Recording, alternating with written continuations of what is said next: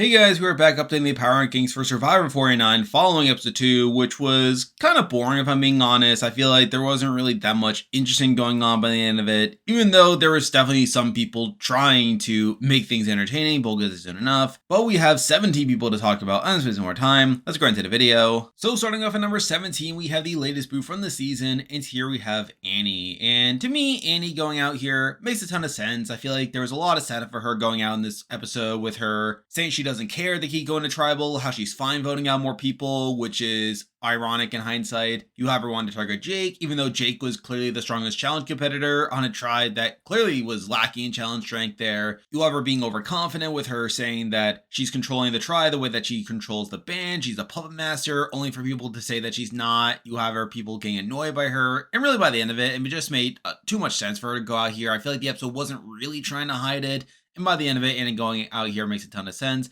And if we're looking at Annie more generally, she's someone who I wasn't entirely sure what to make of. I was pretty low on her in the preseason, and even after episode 1, while she wasn't necessarily the lowest on my power ranking, I still wasn't entirely sure where her true trajectory was, where I thought maybe there was a shot she could have been like this bigger character, someone like a Sue from 47, for instance, though by the end of it, it was pretty clear that she was going out here. So really not too much to say with Annie, and she's now out of the game to where she's here at number 17. And before we continue, I am once again partnering up with Russell Muscle TV to promote Idle Plays. Idle Plays is an online shop where you can purchase Survivor puzzles and practice them so that you can be the next challenge beast on Survivor. And with Survivor 50 just around the corner, you can purchase relics from Survivor history with my Creator Camp package, which includes the Labyrinth puzzle, the Slide puzzle, and Spencer's 5-piece puzzle from Survivor Cambodia. If all that sounds exciting to you, feel free to click the link in my description and start shopping now. And with that, we have 16 people left in the game to talk about. And as usual, I'll be ranking the bits on how lucky I think they are to win the game based on their edit and current game position. But number 16, the person I believe is the least likely to win from this point on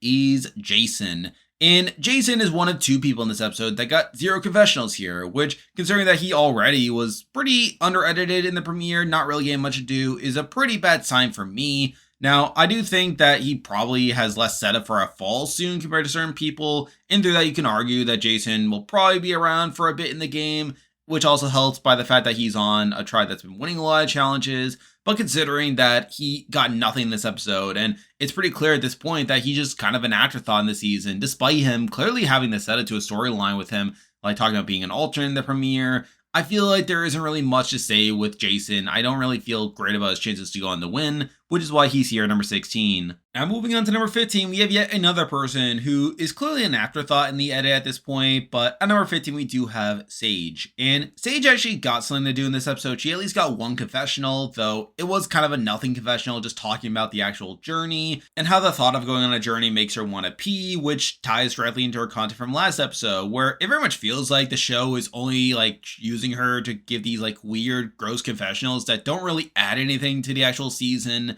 Now, she does also get a camp life scene talking about how she wanted to be a sports mascot, only for her to later be the Easter Bunny, which was kind of a funny moment, though really, it very much feels like the show doesn't really care about Sage and are just kind of throwing her in like whenever. And a lot of her content just feels very one note to where it feels like the show is just using her to give like these weird one-liners, though really, none of it really gives me much confidence in her going on to win the season. And also considering that she's not in the majority alliance, where it seems like she's on the out at this point, I just feel like there isn't really much to say with Sage at this point, to where she's here at number 15. Now moving on to number 14, and we have yet another person who hasn't really gotten that much to do across these first 2 episodes, even though it's more than Sage or Jason. But number 14, we do have Sophie S. And Sophie S is another person who I just don't feel like great about. I feel like the stuff we've gotten from her is not particularly great, where in this episode, we learn that Matt wants to target her due to being like this long-term threat. And while she ends up finding out about this from MC, to where she gets a setup to want to target Matt down the road, she also says that she overestimated her spot in the tribe and how this is a wake-up call and that she needs to set things in motion because she's not going home, only for us to not see her set anything in motion, and the episode just kind of leaves it at that, to where I don't feel like this is a great look for Sophie, where while we could get more of her in future episodes, like trying to build this group, I feel like this is yet another episode where she gets pretty foreboding content, where in episode 1 she says that she's not going to expect anyone to target her, only for in this episode for her to be targeted. In this episode, she sets up the fact that she's not going home, and while she doesn't go home, her tribe hasn't gone to tribal yet. And it does make me think that Sophie could still be the first boo of her tribe, and with her already not getting much to do, and with her content already like getting like this weird setup for her like position on the tribe moving forward, I'm just not feeling great about Sophie's prospects in the future. The reason she's above Sage and Jason is that she at least got stuff in this episode, and with that, there's at least some potential that I could end up being wrong and that she is able to turn this around, but as things stand, I'm just not feeling it for Sophie to where she's here at number 14. Now moving on to number 13, and we have yet another person from the Hina tribe, and here I have Christina, who, as I alluded to earlier, is the other person who got 0 confessionals in this episode. And obviously that's a not great sign, the fact that she's already like kind of falling into the background here. Now, granted, she didn't really get that much to do in this episode, aside from being pulled into the Alliance, but at the same time, if she were a true contender, then I would have at least expected her to at least get a checkup to see how she's doing on the tribes, to where the fact that she doesn't get that is probably not a great sign that she is going to go on to win. Though with that said, I feel like she still had a better premiere than the people we already talked about, to where I'm at least willing to excuse it a little bit. However, if she continues to get more content like this, then she'll probably drop off even more. But for now, it was at least enough to have her here at number 13. Now moving on to number 12, and we are once again sticking with the Hina tribe. But number 12, we do have MC. And MC actually got more to do in this episode, where she got an entire scene about being pulled into the Alliance, only for her to recognize that she's the 4th in that Alliance, and that she doesn't really trust Matt, and ends up telling Sophie S that Matt is targeting her and agreeing to work with each other, which is at least something. I mean, the fact that MC barely got anything in this premiere, I feel like it's at least good we're at least seeing her position on the tribe now, though at the same time, I feel like it would have been a lot more impactful had MC gotten this content in the premiere, or at least some setup to her working with Sophie S and her talking about her position in the tribe right off the bat. And while I could point out the fact that she wasn't pulled into the Alliance until the second round, to where it would have happened in the second episode anyway, I feel like the fact that MC got pretty much nothing in the premiere outside of this like filler confessional just makes me think that she's only going to get content when it's necessary. And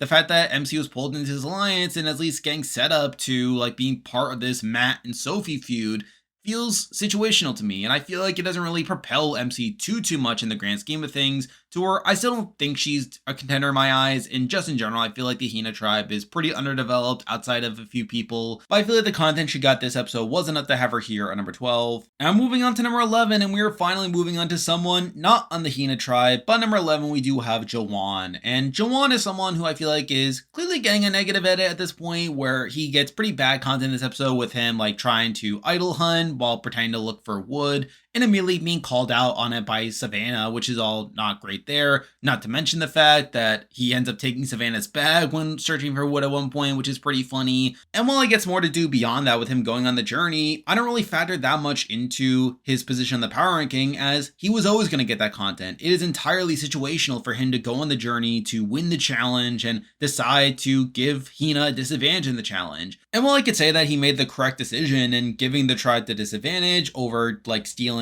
their votes to get an extra vote for himself, we also hear in confessional that he ends up doing this because he loves his tribe and that he wants to be seen as a team player, which seems to go against like the content that he got earlier in the episode, where he was trying to idle hunt and that he was trying to essentially improve his own position on the tribe. And on top of that, the fact that he's still not trusted in his tribe, where we don't really get any follow-up to his decision here, and we don't really hear anyone talking about how they trust Jawan more for having decided to help them out here. He's still in a bad spot, and I feel like the fact that he already got this pretty negative content, mixing in the fact that his premiere had a pretty negative turn by the end of it, I'm just not feeling it for Jawan at this point, and I would expect him to have this downfall relatively soon, to where he's here at number 11. Now moving on to number 10, and we are going back now to the Hina tribe, but number 10 we do have Matt. And Matt sort of fits in line with Jawan of getting more content, but that content not being particularly great, where in this episode we do see him like being involved in putting this lines together of him, Christina, Steven, and MC, with him in particular talking about how he wants to include MC because she's a challenge piece and that she'll get it done,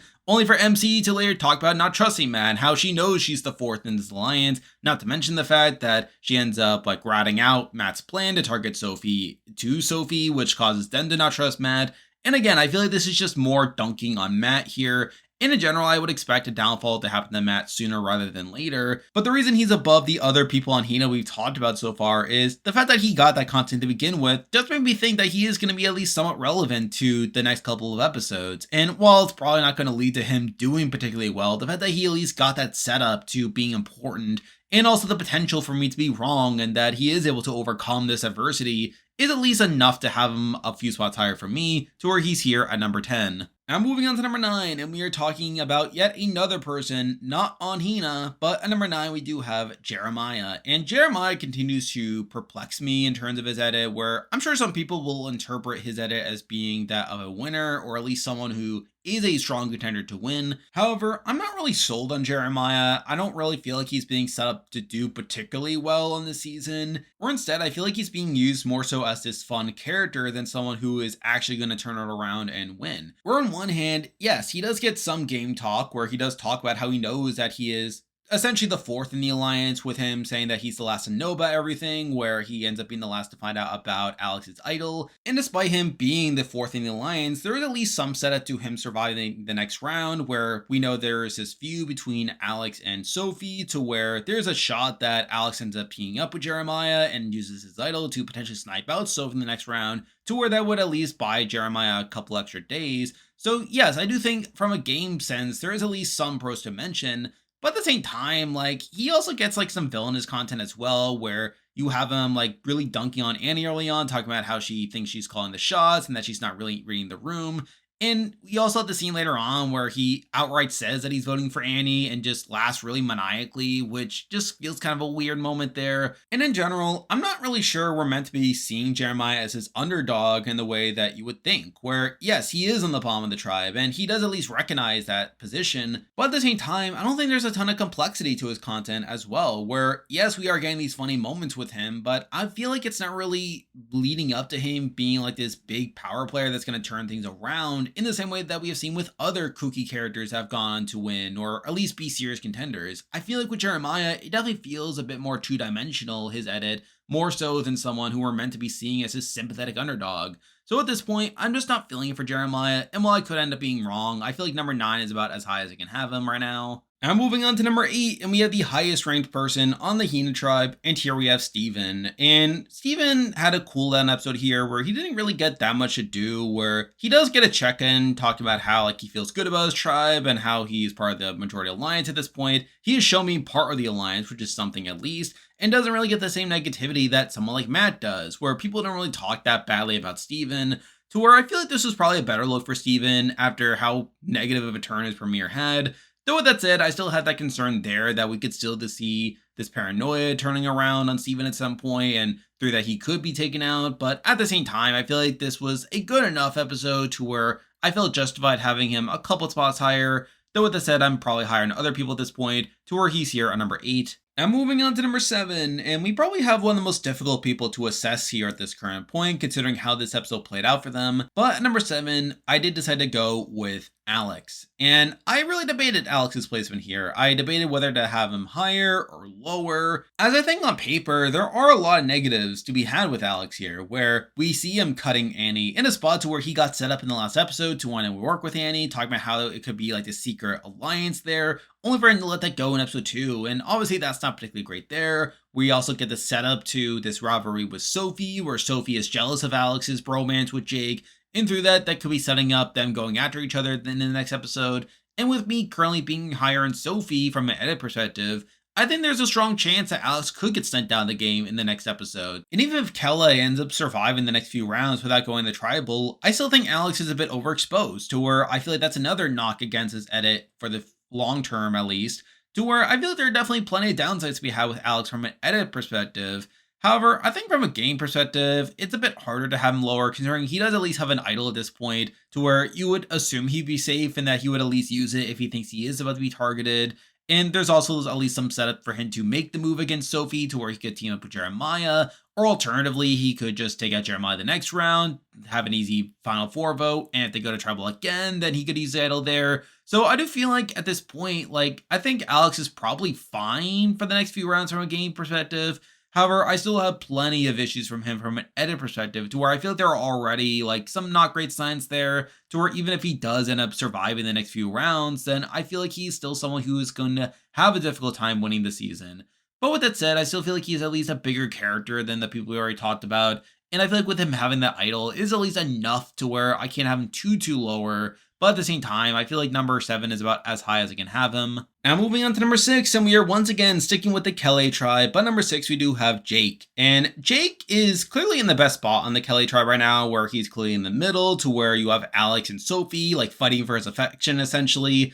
And they also still have an easy target in Jeremiah for the following round, to where Jake is at least in a pretty good game spot right now, which, to be fair, is what you probably expect from someone like Jake to at least be in a good spot in the pre-merge at least. Though with that said, I still am kind of questioning his edit to a degree to where, while he is definitely one of the bigger characters on the season with him getting a lot to do, I also feel like it is still like temporary to where I feel like we've seen this type of edit before with the likes of Jonathan or even David from last season, to where while Jake is getting fine enough content right now, I would expect it to go downhill in the future, especially as he starts to become a bigger threat and his flaws start to become more exposed, to where I still don't think Jake is super likely to actually win the season by the end of it. But at least for now, he's still getting a fine enough edit, and he's still definitely one of the bigger characters to where he's here at number 6. Now moving on to number 5, and we are going now to the Uli tribe and talking about someone who I had pretty high last week, and while I still feel alright about them, I feel like this episode wasn't as great for them. But at number 5, we do have Shannon, and Shannon's someone who definitely got a little bit to do in this episode with her like talking about finding a crab and leading her tribe in prayer before cooking the crab, and you later have her being pulled into the alliance and talking about how she would rather target Jawan due to Jawan like being more dangerous in the long term compared to Sage, to where I still think Shannon's in a pretty good spot on her tribe, and I would expect her to be around for a good amount. And I feel like her content this episode was definitely a good enough check-in to where I can't really have her too much lower than what I've already had her. Though with that said, I'm probably a bit higher than other people at this current point with their edits, to where I did decide to still leave Shannon here at number 5. Now moving on to number 4, and this person has actually gone up compared to last week, as I feel like this was a pretty solid episode for them. But at number 4, we do have Nate. And I feel like this was actually a pretty solid episode for Nate here, where, while I don't think his premiere was bad by any means, I feel like he wasn't as big of a character in the premiere as I would have liked, to where he was definitely a couple spots lower due to that. However, I think this episode was definitely a step up for him, where we see him talking about how he is like one of the older people in the tribe, and that how he needs to match the mood and how he needs to adapt, which leads to him being pulled into the majority alliance there. And I feel like this is all pretty good content for Nate here, showing that he is adaptable and how he needs to like navigate this challenge on the tribe. And even within the alliance, he is shown being closer to Rizzo, as we see in this episode. So I feel like on the whole, this was definitely a step up for Nate here. I feel like he's definitely someone I am looking at now as a contender more so than I did before. Though with that said, I still think I'm a bit higher than other people to where he's here at number 4. Now moving on to number 3, and we have yet another person on the Uli tribe, and here we have Rizzo. And I feel like this was, again, another solid episode for Rizzo here, where he does get the established relationship with Nate, and also being pulled into the majority alliance, to where you would expect that Rizzo will be relevant in the future due to his involvement in the alliance, and considering that he had a pretty strong premiere as well. And also with this alliance getting a lot of complexity across this episode, despite them not going to tribal, I would expect this to be like an important alliance for the future, with his alliance of 4 being very relevant to the outcome of the season. And with that, Rizzo benefits a lot from that, to where I would expect Rizzo to do pretty well in the future there. And obviously that is a major reason why he is this high on the list. However, I still do question his premiere, where while he still got a lot of solid content, I feel like his edit in this episode was definitely a bit quieter. We didn't get as much of him in this episode as I would have liked. And with his episode 1, like also having a lot of circumstantial content, like I still think there's reason to doubt Rizzo in terms of his chances to actually win the season. However, I still think this was a solid episode. I feel like this was a very necessary episode for him, like being set up well in the tribe, to where he's here at number 3. Now moving on to number 2, and we actually had the same top 2 as last week, and it's just a matter of ordering them. And I did go back and forth on this, as I think there are definitely pros and cons to both of these people, and really you can really debate either of them being in the number 1 spot. But number 2, I actually decided to switch the order for this week, and number 2, I did decide to have Sophie B. And I feel like Sophie B is still clearly like the biggest character on the Kelly tribe, and clearly the rooting interest there, where I feel like we get so much of her perspective across these first 2 episodes here, with her relationship with Jake, her talking about her thoughts on the Annie situation. and obviously getting a lot of emotional content after losing the challenge and her feeling like it hurts a lot considering that Hina had this disadvantage, but they still lost the challenge anyway. And even beyond that, you have her involvement in this entire situation with her, Jake, and Alex, to where there's definitely at least some intrigue to be had there. Though with that said, I still think that is a major sticking point in whether this Alex feud over Jake's loyalty is going to be a pro or a con for her. Where on one hand, like it is obviously bad from a game perspective. The fact that Alex is talking about like targeting Sophie to get closer to Jake, and the fact that Alex has the idol would imply that he has the advantage in that situation. To where if Alex really wants to, he can just use the idol the next round and ensure that Sophie goes out of the game. To where obviously that would be pretty bad there. And I feel like Sophie would have a harder time taking out Alex than Alex would taking out her. So I feel like that is definitely a debate there.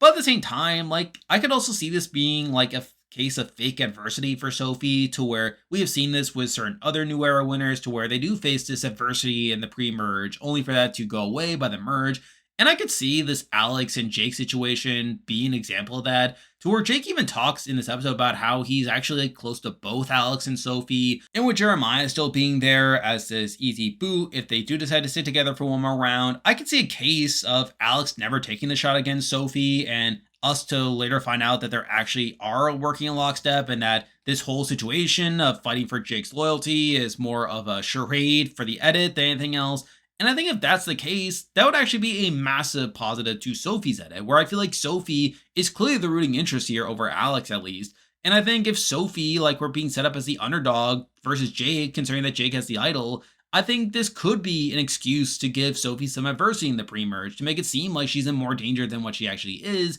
when in reality, like, she's actually doing well in her tribe, and that after the merge, she'll definitely turn up more. So I do feel like this is still a pretty positive episode for Sophie, considering that she is still like a pretty major character, considering that she does at least have this storyline of like fighting for Jake's loyalty at least, and with her also like getting sympathetic content with her like losing the challenge and her feeling bad about that. I still feel pretty good about Sophie after this episode, but it's still that small chance that Alex targeting Sophie is a real possibility that leaves her behind here at number 2. And now, at number 1, the person I believe is the most likely to win Survivor 49 right now is Savannah. And I did decide to switch it between her and Sophie for this week, as I feel like Savannah still had a pretty solid episode here, with her being pulled into the alliance, with her getting plenty of content in the creation of that alliance, and this alliance feeling pretty important to the season, considering how they're portrayed, considering that Savannah does like this fake newscast over the alliance formation, and also having the setup rivalry with Jawan that also makes her stand out here, to where I still think Savannah checks off a lot of boxes here and is looking pretty strong as a contender at this current point.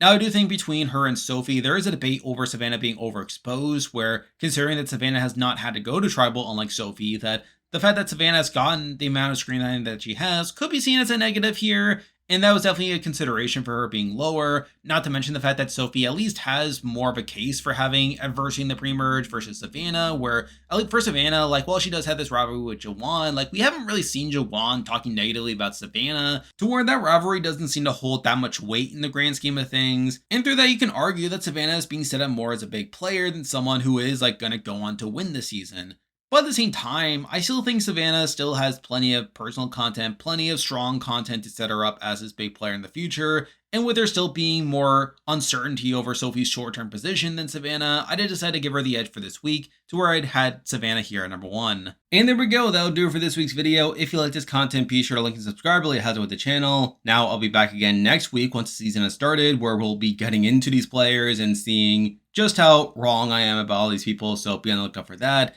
And I'm also going to be covering a whole bunch of shows coming up, including The Amazing Race and Hell's Kitchen, so be on the lookout for that as well. I'm on Patreon and have YouTube memberships, so if you want to consider supporting the channel, you can do so by clicking the link in the description. And you can also join the Discord server by also clicking the link in the description. There's a lot of stuff coming your way, but for now, that is the video. See ya.